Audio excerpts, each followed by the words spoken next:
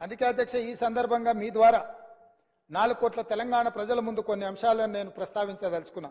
మా మంత్రివర్గంలో తీసుకున్న నిర్ణయాల మీద ప్రధానంగా తెలంగాణ ఉద్యమం సందర్భంగా ఏ వీధుల్లో చూసినా ఏ వాహనం చూసినా చాలా మంది ఉద్యమకారుల గుండెల మీద కూడా టీజీ అని పచ్చబొట్టు పొడిపించుకున్న సందర్భాలు ఉదంతాలు మనం చాలా చూసినాం. బండ్ల మీద రాసుకోవడమే కాదు, ఆనాడు ఏపీ అని ఉంటే ఏపీ వద్దు, టీజీ ఉండాలి, టీజీ కావాలి అని బండ్ల మీద టీజీ రాసుకోవడమే కాదు, గుండెల మీద కూడా పచ్చ పొడిపించుకున్న సందర్భాలు, తమ రక్తాన్ని చిందించి ఆ రక్తంతో గోడల మీద రాతలు రాసిన యువకులు టీజీ అని రాసుకున్నారు అధ్యక్ష. కేంద్ర ప్రభుత్వం కూడా తెలంగాణ రాష్ట్రం ఏర్పడ్డ తర్వాత టీజీ అని వాళ్ళు నోటిఫై చేస్తే జూన్ 2, 2014 నాడు రాష్ట్రం ఏర్పడ్డ మొదటి రోజే ప్రమాణ స్వీకారం చేసిన ప్రభుత్వం టీజీ బదులు టీఎస్ అని చెప్పి వారి రాజకీయ పార్టీకి నకలుగా టీజీని టీఎస్గా మార్చి ఆనాటి ప్రభుత్వం నిర్ణయం తీసుకున్నది అధ్యక్ష. అందుకే మేము జరిగిన తప్పిదాన్ని సవరిస్తూ ఈ రాష్ట్రం టీఎస్ కాదు, తెలంగాణ ప్రజలు కోరుకున్న విధంగా టీజీ ఉండాలి, తెలంగాణ ప్రజల యొక్క ఆత్మగౌరవం త్యాగాలు ప్రతిఫలించాలి అన్న ఆలోచనతోని మా ప్రభుత్వం మా మంత్రివర్గం టీఎస్ను టీజీగా మార్చింది. టీజీగా మార్చినందుకు స్వాగతిస్తారనుకున్న ఆ వైపు నుంచి ప్రభుత్వాన్ని అభినందిస్తారనుకున్న అధ్యక్ష. కానీ అది నిరాశన కలిగించింది. అయినా మేమేం అధైర్యపడాలన్న ఆలోచనలో లేము, మేము ముందుకు వెళ్తాం అధ్యక్ష. అదేవిధంగా అధ్యక్ష, అధికారిక చిహ్నం ఎక్కడైనా ఏ రాష్ట్రంలో అయినా ఏ దేశంలో అయినా ఈ ప్రపంచంలో రాచరిక వ్యవస్థను కాదని ప్రజాస్వామిక పాలన ఉండాలని వేలాది లక్షలాది మంది పోరాట యోధులై యుద్ధంలో ముందు భాగాన నిలబడి రక్తం చిందించి నేల కొరిగి ప్రజాస్వామిక పరిపాలనను సాధించుకున్నారు. ఆ కోవలో భాగంగానే తెలంగాణ రాష్ట్రం నిజాంలకు రజాకర్లకు వ్యతిరేకంగా నిటారుగా నిలబడి కొట్లాడి విముక్తి పొందినరు. ఇదే కాదు, ఆనాడు కాకతీయ సామ్రాజ్యానికి వ్యతిరేకంగా సమ్మక్క సారలక్క వీళ్ళందరూ పోరాటం చేసి పన్ను కట్టమంటే పన్ను కట్టమని తిరగబడి త్యాగాలు చేసిన సమ్మక్క సారలమ్మ జాతర మనం ఈరోజు ఆదివాసి బిడ్డలు జంపన్న వాగులో తలార స్నానం చేసి అక్కడికి వెళ్ళి దేవుణ్ణి దర్శించుకుంటున్నాం.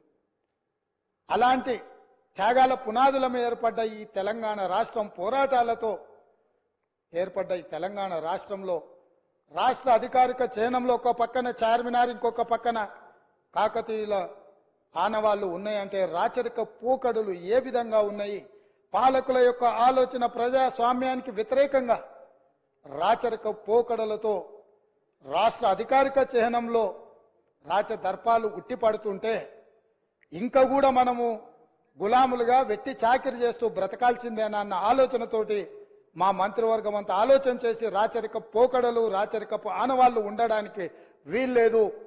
ఈ రాష్ట్రం ప్రజాస్వామిక రాష్ట్రం, ఈ రాష్ట్రంలో ప్రజలు ఎన్నుకున్న ప్రభుత్వం ఉంది, ప్రజా పాలన సాగుతుంది అని చెప్పి అధికారిక చిహ్నాన్ని మార్చాలన్న నిర్ణయం తీసుకున్నాం. ఆ నిర్ణయాన్నైనా వాళ్ళు స్వాగతిస్తారేమని చూసినాం అధ్యక్ష. గవర్నర్ గారి ప్రసంగంలో ఈ అంశాలన్నీ కూడా ప్రస్తావించిన ఎక్కడ కూడా వాళ్ళ యొక్క సానుకూలత ఈ విషయంలో కనిపించలేదు అధ్యక్ష. అదేవిధంగా అధ్యక్ష, మనమందరం తెలంగాణ బిడ్డలం, దళితులు, గిరిజనులు, బలహీన వర్గాలు, తండాలలో, గూడెలలో, ఆదివాసీలు, అడవి బిడ్డలు, మైనారిటీలు, మహిళలు, మన అందరికీ తెలంగాణ తల్లి అంటే మన అమ్మ, మన అక్క, మన సోదరి. మనం కల్లారా చూసిన మన అమ్మలు, మన అక్కలు, మన కుటుంబ పెద్దలు ఎవ్వరు కూడా వజ్ర వైదూర్యాలతోని కిరీటాలు పెట్టుకొని వడ్డానాలు పెట్టుకొని మనం ఎన్నడూ మన తెలంగాణ తల్లిని చూడలేదు అధ్యక్ష.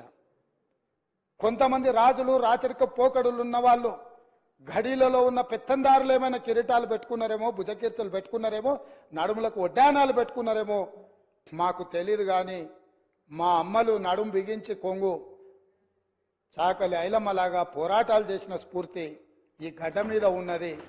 చాకలి ఐలమ్మ స్ఫూర్తిగా తెలంగాణ తల్లి ఉంటుందని మేము అనుకున్నాం. తెలంగాణ తల్లి అంటే ధీశాలి పోరాట యోధురాలుగా ఉంటుంది, లేకపోతే దర్పం ఉట్టిపడే కళ్ళల్లో కాంతి, ముఖంలో వర్చస్సు, చూపులో ప్రేమ, ఆప్యాయత, ఒక తల్లి తన బిడ్డను ఎంత ఇష్టంగా ఎంత ప్రేమగా చూస్తుందో ఆ విధంగా తెలంగాణ తల్లి ఉంటుంది అని మేము ఆశించినాం, ఉండాలని మేము ఆశించినాం. కానీ రాచరిక పోకడలతో, కిరీటాలు, వజ్ర వైదూర్యాలతో తెలంగాణ తల్లిని మనకు రుద్దాలనే ప్రయత్నం చేసిండ్రు.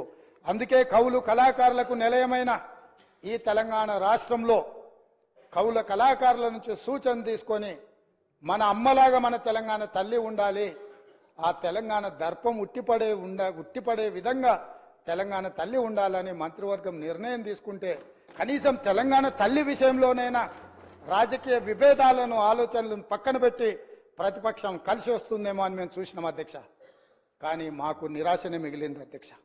అదేవిధంగా అధ్యక్ష, ఆనాడు Osmania university, Kakatiya university, Palamuru university, Mahatma Gandhi university, ఏ యూనివర్సిటీ, ఏ కాలేజు, ఏ పాఠశాల, ఏ నగరం చూసినా, ఏ పట్టణం చూసినా, ఏ గ్రామం చూసినా, ఏ వీధి చూసినా ఆనాడు మారుమోగిన గీతం జయ జయ హే తెలంగాణ. ఈ గానం అందశ్రీ అనే ఒక కవి తెలంగాణ ప్రజలకు అందించి గుండెల నిండా ఊపిరి పీల్చుకొని లక్షలాది మంది తెలంగాణ ఉద్యమకారులు, నిరుద్యోగ యువకులు, విద్యార్థులు తెలంగాణ ఉద్యమంలో ముందు భాగాన నిలబడి పోరాటం చేసి ఆనాటి పాలకుల యొక్క దాష్టికానికి నేల కొరిగినా కూడా జయ జయ హే తెలంగాణ నినాదంతో ఈ తెలంగాణ రాష్ట్రాన్ని సాధించిండ్రు. ఈ రాష్ట్రాన్ని సాధించిన జయ జయ హే తెలంగాణ గీతం ఈ తెలంగాణ రాష్ట్రీయ గీతంగా మారుతుంది అని చెప్పి 4 కోట్ల తెలంగాణ ప్రజలు భావించిండ్రు, ఆశించిండ్రు, ఆకాంక్షించిండ్రు. కానీ ఈ గొప్పతనం ఒక దళిత బిడ్డకు, ఈ గొప్పతనం ఆనాడు ఉద్యమాన్ని ఉవ్వెత్తున ముందుకు నడిపించిన ఒక ఉద్యమకారుడికి ఇవ్వకూడదన్న ఆలోచనతో, కుట్రతో నాటి పాలకులు జయ జయ తెలంగాణ గానాన్ని, గీతాన్ని తెలంగాణలో వినిపించకుండా నిషేధించినంత పనిచేసిండ్రు అధ్యక్ష. అందుకే ఈరోజు ఆ ఉద్యమ స్ఫూర్తితో ఉద్యమాలను గౌరవించే పార్టీగా, ప్రజల పోరాటాలను గుర్తించి, ప్రజల యొక్క ఆకాంక్షలను మన్నించి, ప్రజల యొక్క ఆలోచనలకే అనుకూలంగా పరిపాలన అందించిన పార్టీగా జయ హే జయ హే తెలంగాణ గీతాన్ని రాష్ట్రీయ గీతంగా ఆమోదించినాం.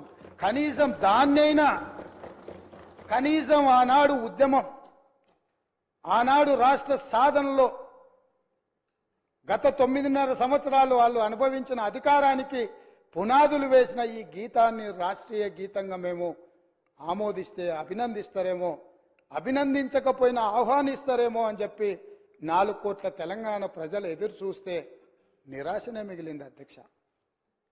మేమేమన్నా అతిగా ఏమైనా ఆలోచన చేస్తున్నామా, అతిగా ఏమైనా ఆశిస్తున్నామా, లేకపోతే ఏమైనా అడగకూడని ఆశించింది ఏమైనా మేము ఆలోచన చేస్తున్నామా నాకైతే అర్థం కాలేదు అధ్యక్ష. మీరైనా మాకేమైనా మా ఆలోచనలో తప్పు ఉంటే మాకు సూచన చేయండి. ఇన్ని గొప్ప నిర్ణయాలు తీసుకున్న ఈ ప్రభుత్వాన్ని అభినందించడానికి ప్రతిపక్ష నాయకుడిగా వారక్కడ కూర్చొని ఈ ప్రభుత్వం ఈ మంచి చేసింది, ఈ మంచిని మేము ఆహ్వానిస్తున్నాం, ఈ మంచి జరగాల్సిందే, ఇగో ఈ పరిపాలనలో మీరు తీసుకున్న నిర్ణయాలలో ఈ లోపాలు ఉన్నాయి, ఈ లోపాలను మీరు మార్చుకోండి, ప్రజలకు మంచి పాలనను ఇవ్వండి అని ప్రధాన ప్రతిపక్ష నాయకుడు అక్కడ కూర్చొని సూచన చేసినుంటే వారి గౌరవం పెరిగేదే తప్ప వారి గౌరవం తగ్గదు అధ్యక్ష. ఆ కుర్చీ అట్లా ఖాళీగా కనిపించడం ఈ సభకి ఏమైనా శోభ తెస్తుందా అధ్యక్ష? ఎందుకు వారు అట్లా ఖాళీగా పెట్టి సభకు గైరాజరవ్వడం అనేది ఈ తెలంగాణ సమాజానికి ఏమైనా ప్రయోజనం ఉంటుందా అధ్యక్ష? మీరు ఆలోచన చేయండి. ఎందుకు అనంటే ఈ రాష్ట్రం మనది, ఈ ప్రాంతం మనది, ఈ నేల మనది, గాలి మనది, ఈ ప్రాంత అభివృద్ధి మనది. ప్రజాప్రతినిధులుగా మన బాధ్యతను నెరవేర్చాల్సిన అవసరం ఉంది. ఒకవేళ ప్రతిపక్షం దారి తప్పితే గుర్తు చేయాల్సిన బాధ్యత సభాపక్ష నాయకుడిగా నా మీద ఉన్నదన్న ఆలోచనతోటి వారికి సూచన చేస్తున్న అధ్యక్ష. ఆ పైన వారి ఇష్టం.